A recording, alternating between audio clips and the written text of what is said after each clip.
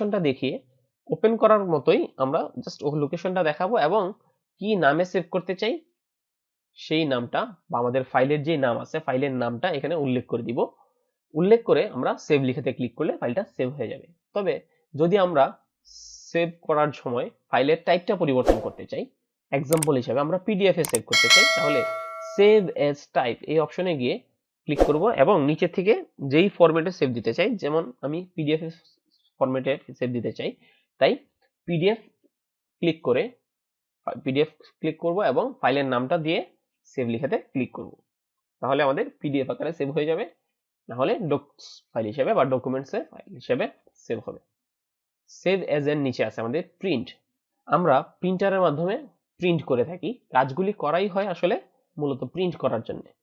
Print যদি না করতে হয় তাহলে আমাদের এই প্রিন্টের অপশন দরকার হবে না। সাধারণত প্রিন্ট করার জন্যই আমরা মাইক্রোসফট ওয়ার্ডে কাজগুলি ম্যাক্সিমাম সময় করে থাকি। প্রিন্টে গেলে আমাদের প্রিন্টিং অপশনটা চলে আসবে।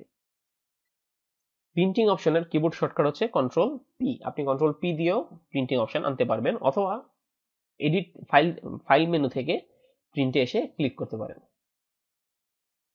প্রিন্টে ক্লিক করলেই আমাদের প্রিন্টিং এর অপশন বা প্রিন্টিং এর যেই লেআউটটা আছে সেটা চলে আসছে সামনে। এখানে প্রথমেই একটা প্রিন্টারের চিহ্ন দেওয়া এবং প্রিন্ট লেখা আছে। আমি যদি প্রিন্ট লেখাতে ক্লিক করি আমাদের এই ফাইলে যা কিছু থাকবে সরাসরি প্রিন্টারের মাধ্যমে চলে আসবে। এবং প্রিন্ট লেখার ডান পাশে মার্ক করা জায়গায় কপিস লেখা আছে। এখানে এই একই ফাইল আমি কতগুলি কপি করতে চাই সেটা এখানে উল্লেখ করে দিব। আমাদের নিচে প্রিন্টার সিলেকশনের অপশন আছে, এখানে প্রিন্টার লেখা আছে। এখানে প্রিন্টার লেখার নিচে আমার যেহেতু কোনো প্রিন্টার কানেক্ট করা নাই, সেই জন্য এখানে কোনো ধরনের প্রিন্টারের নাম দেওয়া নেই। যদি আমরা প্রিন্টার সিলেক্ট করা থাকে এবং একাধিক প্রিন্টার ব্যবহার করি, তাহলে মনে রাখতে হবে একটা প্রিন্টার থাকলে সে ডিফল্ট ভাবে ম্যাক্সিমাম টাইম এমনি দিয়ে নিয়ে নেয়। তবে যদি একাধিক প্রিন্টার ইউজ করা অভ্যাস হয়, সেই ক্ষেত্রে আমাদেরকে প্রিন্টারের নামের মধ্যে ক্লিক করলে লিস্ট আসবে এবং যেই প্রিন্টারের মাধ্যমে আমি প্রিন্ট করতে যাচ্ছি সেই প্রিন্টারটা উল্লেখ করে দিতে হবে। এর নিচে আছে আমাদের সেটিংস। সেটিংস থেকে আমরা প্রিন্টিং কেমন আসবে সেই ধরনের সেটিংসটা এখান থেকে চেঞ্জ করে দিতে পারি। জাস্ট ফর এন এক্সাম্পল, এখানে সেটিংসে প্রথমে আছে প্রিন্ট অল পেজেস লেখা আছে। আমরা যদি এটাতে ক্লিক করি তাহলে প্রথম যে তিনটা অপশন আসতেছে print all pages, print selection এবং প্রিন্ট কারেন্ট পেজ। চতুর্থ অবস্থান আছে কাস্টম প্রিন্ট। জাস্ট যেমন প্রিন্ট অল পেজেস দিলে যতগুলি পৃষ্ঠা আছে সবগুলি পৃষ্ঠাই প্রিন্ট হয়ে যাবে। প্রিন্ট সিলেকশনে দিলে আমরা যে কম্পিউটারে যখন কাজ করব, কাজ করার সময় যদি কোনো অংশ নির্দিষ্ট করে সিলেক্ট করে দিই, শুধুমাত্র এই সিলেক্টেড অংশটুকুই প্রিন্ট আসবে যদি আমরা প্রিন্ট সিলেকশন দিই। আর যদি প্রিন্ট কারেন্ট পেজে ক্লিক করি তাহলে যেই পৃষ্ঠাতে আমি আসি বর্তমানে এবং যেই পৃষ্ঠাটাতে আমি কাজ করা অবস্থায় কন্ট্রোল পি দিলাম অথবা ফাইল থেকে প্রিন্ট অপশনে আসলাম, এই পৃষ্ঠাটাই শুধু প্রিন্ট হবে, বাকিগুলি প্রিন্ট হবে না। সর্বশেষ আছে কাস্টম প্রিন্ট। এখানে আমি আমার মতন করে উল্লেখ করে দিতে পারবো। যেমন কাস্টম প্রিন্টে দিলে নিচে পেজেস লেখা আছে, পেজেস লেখা ঘর আছে, এই ঘরে আমি কোন পৃষ্ঠাটা প্রিন্ট করতে চাই সেই পৃষ্ঠাটা উল্লেখ করে দিতে পারবো। সাপোজ আমি 1, 3, 5 এভাবে ইউজ করতে চাচ্ছি, সেই ক্ষেত্রে 1, 3, 5, এইভাবে কন্টিনিউ দিয়ে যাব যতগুলি আমাদের প্রয়োজন। তাহলে প্রিন্টিং এ সে 1 বাই 1 একটার পরে একটা নিয়ে আসবে। আবার কখনো যদি এমন হয় যে আমার 1 থেকে 5 পর্যন্ত প্রিন্ট করা দরকার, সেক্ষেত্রে পেজেসের ঘরে আমরা 1 ড্যাশ চিহ্ন এবং 5 লিখে দিব। তাহলে 1 থেকে 5 পর্যন্ত আমাদের এখানে প্রিন্ট চলে আসবে। পেজেসের নিচে আছে আমাদের প্রিন্ট ওয়ান সাইডেড বা manually print on both sides. এখানে আমাদের যেহেতু প্রিন্টার কানেক্ট করা নাই, কিছু কিছু প্রিন্টার আছে বা কিছু কিছু প্রিন্টার পাশাপাশি অনেক ফটোকপি মেশিন আছে। অনেকে বর্তমানে ফটোকপি মেশিনকেও প্রিন্টার হিসেবে ব্যবহার করে কম্পিউটারে কানেক্ট দিয়ে। সেই ক্ষেত্রে কিছু মেশিন আছে যেগুলো অটোমেটিকলি ভিতর থেকে এপি টু বিট 2 পিঠে প্রিন্ট করে আনতে পারে। সেই প্রিন্টারগুলি কানেক্ট থাকলে এখানে বোথ সাইডেড এর অপশনটা আসবে। যেহেতু আমাদের এখানে কোনো প্রিন্টার অপশনই সেট করা নাই, সেই জন্য জাস্ট ওয়ান সাইডেড প্রিন্ট দেখাচ্ছে এবং ম্যানুয়ালি বোথ সাইডের অপশনটা দেখাচ্ছে। ম্যানুয়ালি মানে হচ্ছে আমি হাতে ঘুরিয়ে দিতে পারবো, পৃষ্ঠাটা যখন ঘুরিয়ে দিব তখন সে উল্টা পিঠটা নিয়ে নিবে। এর নিচে আছে কোলেটেড, মানে আপনি প্রিন্টটা কিভাবে দিতে যাচ্ছেন। জাস্ট আমার 1 থেকে 5 পর্যন্ত একটা শীট আছে, আমি 1 থেকে 5 পর্যন্ত শেষ হলে আবার 1 থেকে শুরু হবে, এইভাবে দিতে যাচ্ছেন, নাকি 1 নম্বর পৃষ্ঠাটা 5 বার আসবে, 2 নম্বর পৃষ্ঠা 5 বার আসবে, এইভাবে দিতে যাচ্ছেন, সেটা এখান থেকে উল্লেখ করে দিতে হবে। কোলেটেড দিবেন অর আনকোলেটেড। কোলেটেড দিলে সিরিয়াল ওয়াইজ আসবে, একটার সাথে একটা শীট শেষ হওয়ার পরে আরেকটা শীটের শুরু হবে। যদি আনকোলেটেড দিই তাহলে জাস্ট একটা পৃষ্ঠা আসবে, এরপরে দ্বিতীয় পৃষ্ঠা, এরপরে তৃতীয় পৃষ্ঠা, এভাবে আসবে। এর নিচে আছে ওরিয়েন্টেশন পার্ট। এখানে আপনি পৃষ্ঠাটাকে পোর্ট্রেটে রাখতে চান না ল্যান্ডস্কেপে রাখতে চান সেটা উল্লেখ করে দিতে হবে। পৃষ্ঠাটাকে আপনি লম্বাভাবে রাখতে চান না পাশাপাশি রাখতে চান। যদি লম্বাভাবে বড় রাখতে চান তাহলে পোর্ট্রেট, যদি পাশাপাশি বড় রাখতে চান তাহলে ল্যান্ডস্কেপ চুজ করে দিতে হবে। তার নিচে আছে আপনি কি ধরনের পেপারে প্রিন্ট করতে যাচ্ছেন। সাধারণত আমাদের A4 পেপারটাই বেশি প্রয়োজন হয়। যদি A4 পেপারটা প্রয়োজন হয় এখান থেকে A4টা উল্লেখ করে দিব। যদি কারো লিগ্যাল প্রয়োজন হয় এখান থেকে লিগ্যালটা উল্লেখ করে দিব। তার নিচে আছে আমাদের মার্জিন। আমরা পৃষ্ঠার মধ্যে মার্জিন কতটুকু দিতে চাই সেটা এখান থেকে চুজ করে দিতে পারবো।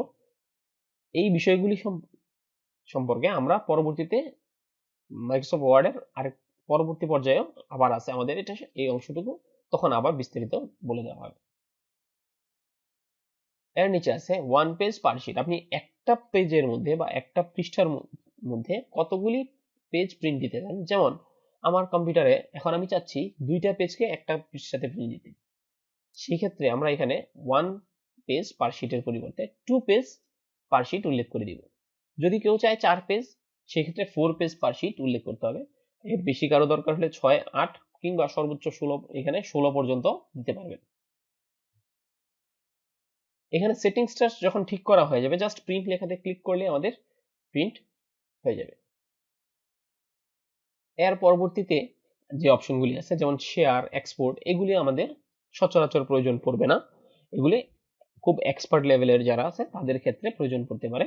যেহেতু আমাদের এগুলি খুব বেশি প্রয়োজন পড়বে না তাই ওইগুলি নিয়ে বিস্তারিত এখন আর আলোচনা হচ্ছে না।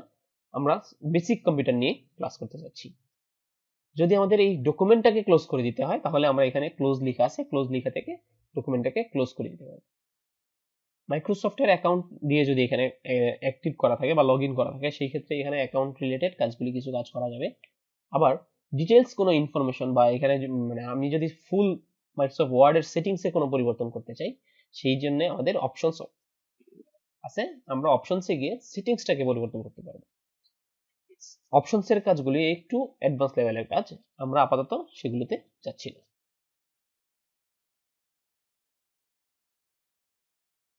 এই জায়গা থেকে ফেরত যাওয়ার জন্য আমাদের ইএসসি বাটন বা ক্যান্সেল বাটন বলা হয়েছিল।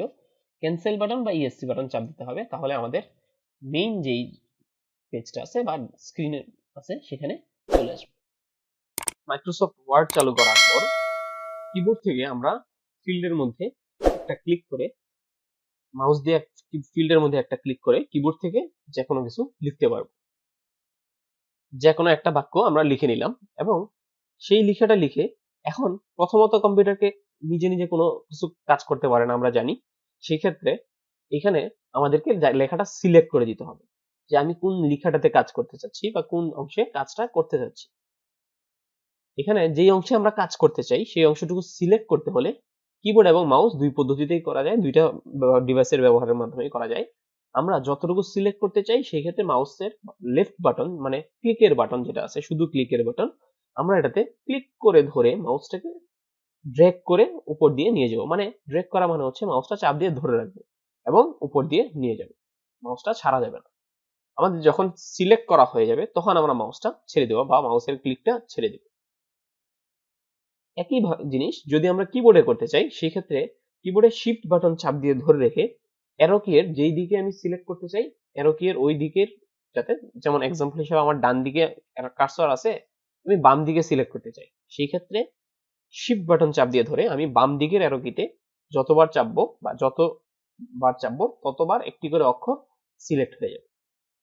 এখানে কখনো যদি আমার সিলেকশনটা বেশি হয়ে গেছে আমি সিলেকশনটা কমাতে চাই তাহলে কিবোর্ড থেকে শিফট ধরে আবার উল্টা দিকে দিলে মানে বাম দিকে সিলেক্ট করার পর যদি আবার ডান দিকে দিই তাহলে সিলেকশনটা আস্তে আস্তে সরেও যাবে, কমে যাবে।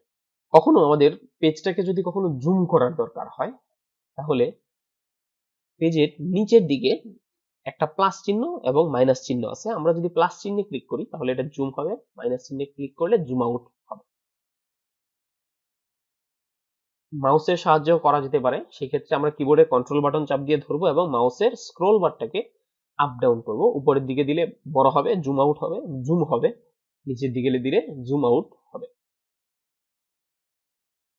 আমাদের আরো কিছু বিষয় জানা দরকার আছে, যেমন কখনো যদি আমাদের কোনো ভুল হয়ে যায়, আমরা যদি কোনো মিস্টেক হয়ে গেছে, আমরা সেই মিস্টেকটাকে চেঞ্জ করতে চাই বা একটা বা দুইটা স্টেপ ব্যাকে যেতে চাচ্ছি, যেখানে যে স্টেপে আমাদের মিস্টেক হয়ে গেছে আমরা এর চাইতে ব্যাকে যেতে চাচ্ছি। ব্যাকে যাওয়ার জন্য আমাদের উপরে বাম দিকে বাঁকানো একটা চিহ্ন আছে, এই চিহ্নটাকে বলা হয় আনডু করা।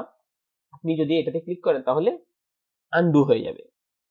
এবং রাউন্ডেড টাইপের একটা অ্যারো চিহ্ন আছে, এটাকে বলা হয় রিডু করা। আপনি যে কাজটা ভুল করে ফেলছেন, সাপোজ আমি একটা লিখে লিখে ফেলছি, এখানে লিখাকে বড় করলাম, ছোট করলাম, এখন আমি যে কোনো কাজ করে ফেলছি, কাজ করার পর এখান থেকে আন্ডু করতে গিয়ে আমার একটা স্টেপ আন্ডু করার দরকার ছিল, আমি ভুলে একাধিক স্টেপ আন্ডু করে ফেলেছি, দুইটা বা তিনটা স্টেপ আন্ডু করে ফেলেছি। সেক্ষেত্রে আমরা আন্ডু থেকে ফেরত আসতে চাই, যে আমরা অতিরিক্ত আন্ডু করে ফেলার কারণে আমার যেই লেখাটা ছিল সেটা চলে গেছে বা সেটাতে কোনো সমস্যা হয়ে গেছে, চেঞ্জ হয়ে গেছে, সেই ক্ষেত্রে আমি সামনের স্টেপে আসতে যাচ্ছি।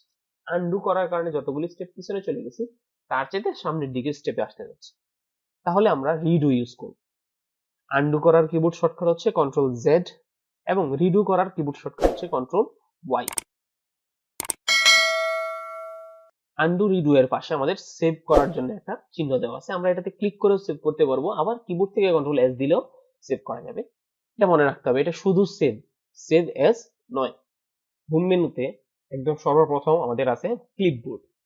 ক্লিপবোর্ডে কপি, কাট, পেস্ট এবং ফরম্যাট প্রিন্টার অপশনগুলি আছে। এখন এর মধ্যে কপি করার জন্য প্রথমত আমার লেখাটুকু সিলেক্ট করতে হবে এবং সিলেক্ট করার পর সিলেক্টেড অংশটুকু কপি করতে চাইলে আমরা কপিতে ক্লিক করব অথবা কন্ট্রোল সি দিব, শর্টকাট হিসেবে কন্ট্রোল সি ইউজ করা যায়। আর যদি কাট করতে চাই, মানে লেখাটাকে এক জায়গা থেকে মুছে অন্য জায়গায় নিয়ে যেতে চাই, মুভ করতে চাই, সেই ক্ষেত্রে আমাকে ইউজ করতে হবে কাট অথবা কন্ট্রোল এক্স। আর পেস্ট করার জন্য আমাদের পেস্ট লেখাতে ক্লিক করতে হবে অথবা কন্ট্রোল ভি দিতে হবে। পেস্ট লেখার উপরে যে আইকন আছে আইকনে ক্লিক করব অথবা কন্ট্রোল ভি দিব, তাহলে আমাদের পেস্ট হয়ে যাবে। সবাইকে ধন্যবাদ, আমরা পরবর্তী ক্লাস থেকে বাকি অপশনগুলি কন্টিনিউ করব।